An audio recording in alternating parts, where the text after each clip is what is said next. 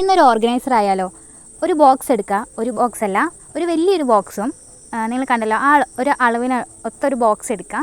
അതിനുശേഷം ഒരു 4 or 5 ചെറിയ ബോക്സ് എടുക്കുക. നിങ്ങൾക്ക് വേണം, ഞാനിവിടെ 5 എണ്ണമാണ് എടുത്തിരിക്കുന്നത്, പക്ഷേ ഞാൻ 4 കാണിച്ചിട്ടുള്ളൂ.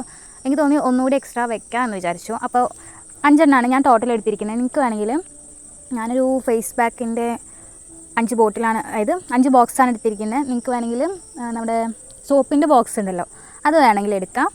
അല്ലെങ്കിൽ നിങ്ങളുടെ അടുത്ത് ചെറിയ ബോക്സ് എന്തെങ്കിലും ഉണ്ടെങ്കിൽ അങ്ങനെ എടുക്കാം കേട്ടോ. കാര്യത്തിലോട്ട് കിടക്കാം.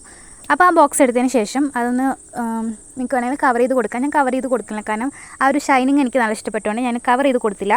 ഒരു ബോക്സ് എടുത്തതിന് ശേഷം ചെറിയ ബോക്സിൻ്റെ മോൾ ഭാഗത്ത് മാത്രം ഒന്ന് കട്ട് ചെയ്ത് കൊടുക്കാം.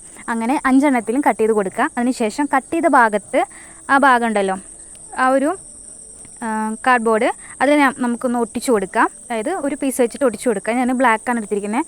അതേപോലെ ഒന്ന് ഒട്ടിച്ചു കൊടുത്തതിന് ശേഷം നമ്മുടെ ബോക്സ് കവർ ചെയ്തെടുക്കുക. ഇഷ്ടമുള്ള കളർ എടുക്കാം.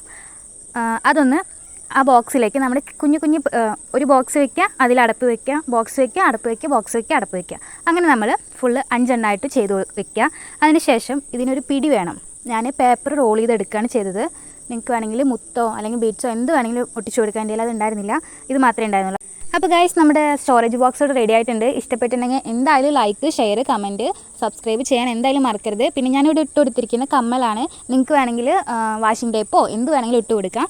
പിന്നെ ഗൈസ്, എൻ്റെ 150 സബ് ആവുകയാണെങ്കിൽ, സബ്സ്ക്രൈബേഴ്സ് ആവുകയാണെങ്കിൽ ഒരു ഗിവ് അവേ ഞാൻ പ്ലാൻ ചെയ്യുന്നുണ്ട്. അതെങ്ങനെ വേണമെന്ന് ഞാൻ അടുത്ത വീഡിയോയിൽ എന്തായാലും പറയാം കേട്ടോ. അപ്പോൾ ഓക്കെ, ടാറ്റാ.